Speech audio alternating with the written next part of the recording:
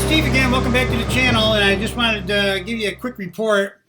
This is my first time doing this type of video. I'm doing a reaction to a movie, and I went to see John Wick 4 yesterday after my dental appointment, which I which I did a couple of videos about, but let's not talk about that. So anyway, I went to see John Wick 4 after that because it happened to be, the timing was perfect. And of course, I've seen all the other three John Wick movies, and uh, Keanu Reeves ought to just change his name to John Wick. I think he plays that character perfectly. And this one had a lot of hype behind it. Say his best film of the year, masterpiece, blah blah blah. You know how they really pump them up. And sometimes when they pump them up, they're not worth the pump up. Okay, it's anticlimactic.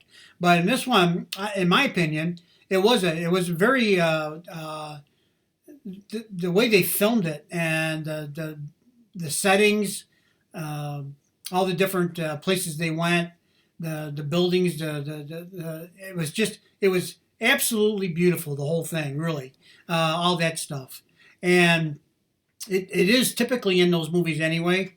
All these locations that they use, but in this one it was better than the rest, I would say.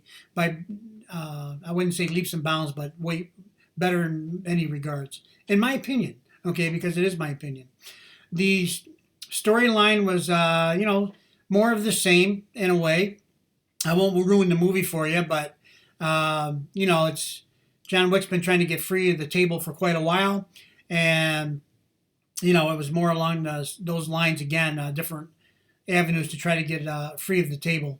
And this one was more epic in a lot of ways, the things that happened, and the extent to which the table the extent that they'll go to maintain their authority and power over the John Wick universe, if you will. Not just John Wick, of course. It's a worldwide crime syndicate, apparently.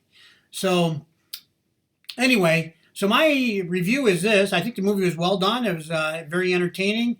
If you like the blood and guts kind of movie, lots of shootings and stuff, it was full of those. I got to tell you. I don't know if it set a new record or not, but there was a lot of we'll call it carnage, for lack of a better term, although it wasn't. It was mostly people getting shot, which is bad enough, but it's not like they were blown up, that which is worse. So anyway, as far as carnage goes, but if you like that kind of movie, bang bang shoot 'em ups, I guess in a way, I mean, John Wick is painted as a character that's actually kind of good in a way, or is good at heart, and even though he's a hitman, which is kind of, these kind of movies, I don't always like that theme. I would prefer personally that the good guy is the good guy, and the good guy has all the good qualities and does good things, and ends up, bad comes to confront good, and good wins in the end. The reason why I say that is because I think the world's confusing enough, right?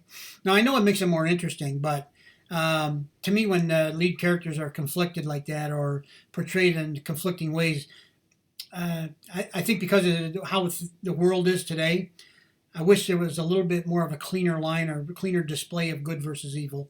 But anyway, that's just me.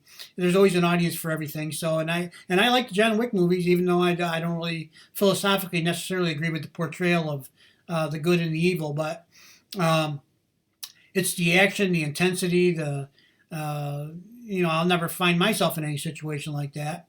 But I think most of the what do you want to call it, the stunts and so on, were well done, and some of it, especially near the end, pretty spectacular stuff. You got to see it.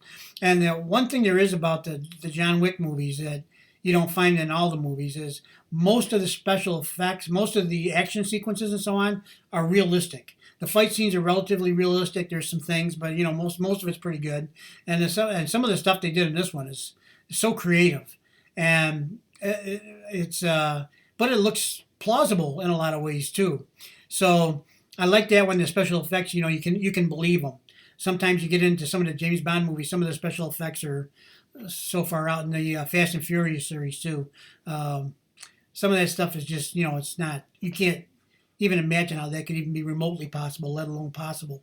But this stuff here, this is pretty much, hand-to-hand combat, most of it, and it's fairly believable. So if you like that kind of stuff, If you like the other John Wick movies for what they are, I would recommend this one highly.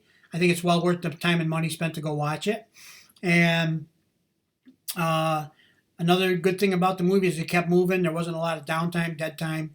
It was all pretty good stuff. And so you get a 10, two thumbs up from me. And I hope you enjoyed the reaction, and I hope you go see the movie and enjoy it like I told you. It's not a rom com, okay? So don't expect too much of that. Although there is a little bit in there because of John Wick's wife, and there's something with a dog too that when you see it, you'll know what I'm talking about. But yeah, it was good. I really liked it. I especially liked the part about the dog because I'm a dog lover. I have my own dog here, and so I can appreciate that. And when I think I shed some tears when in the other movie when the dog, the little puppy, got killed. I think it was the first one, and crawled across the floor to go be next to John Wick. Tell me that doesn't get you. No matter how much I like explosions and gunshots and all that stuff, don't touch the dogs. Don't touch them. All right. Anyway, have a good day. Thanks for listening. I hope you enjoy the movie if you go see it. Bye bye.